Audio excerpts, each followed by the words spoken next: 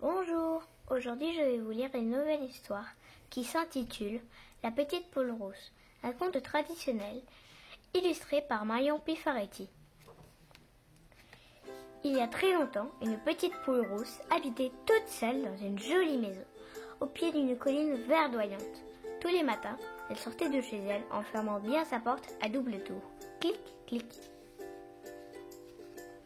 Puis, elle rangeait la clé dans la poche de son tablier, entre sa paire de ciseaux, sa bobine de fil et ses aiguilles. Ensuite, elle partait travailler. Or, chaque jour, assis sur la colline, un renard affamé la regardait passer. Et chaque jour, il songeait. Comme cette petite poule est appétissante, si seulement je pouvais l'attraper. Je la rapporterai à ma vieille maman et nous ferons un beau festin. À force de l'observer, le fripon eut enfin une idée. Un dimanche, il dit à sa mère « Mets la marmite à chauffer. Tout à l'heure, nous aurons une poule pour notre déjeuner. » Un sac de toile sur l'épaule, il fila à toutes jambes vers la maison de la petite poule rousse, se cacha derrière un gros tas de bûches et attendit. Peu après, selon son habitude, la petite poule ouvrit sa porte et sortit. Comme chaque dimanche, elle se mit à ramasser des brindilles pour allumer son feu. Et puisqu'elle ne quittait pas son jardin, comme chaque dimanche, elle ne referma pas sa porte à clé. Le renard en profita.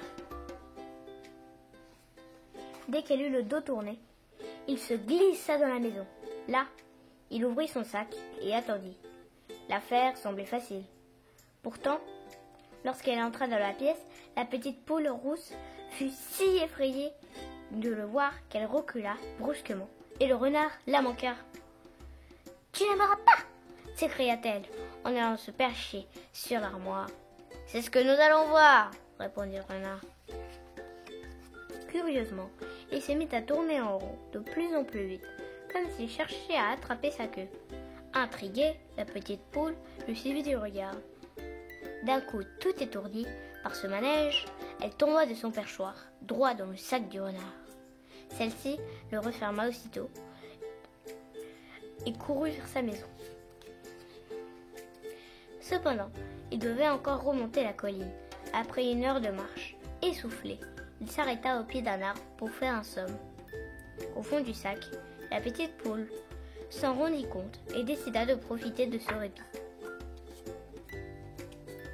À l'aide de ses ciseaux, elle découpa la toile et se glissa dehors. En silence, elle choisit une grosse pierre, la fourra dans le sac et recousit le trou d'un coup d'aiguille. Puis, elle redescendit vivement le chemin et s'enferma dans sa maison. À son réveil, le renard trouva son sac un peu lourd. Cette poule est plus grasse encore de ce que je le croyais, se réjouit-il en repartant sans se douter de rien. Lorsqu'il arriva chez lui, il trouva sa mère devant les fourneaux. Sur le feu, la marmite était prête depuis longtemps. Avant que la poule ne puisse s'échapper, le renard décida de vider le sac juste au-dessus de l'eau. Ainsi, sa mère n'aurait plus qu'à rabattre le couvercle. Mais lorsqu'il secoua la toile, la grosse pierre dégringola dans la marmite et la renversa.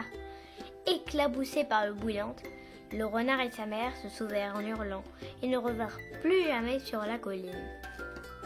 Quant à la petite poule rousse, elle coula des jours heureux, mais il n'oublia plus, désormais, de refermer sa porte à clé le dimanche. J'espère que cette histoire vous a plu et qu'on se retrouve dans une nouvelle histoire, un nouvel univers. Au revoir!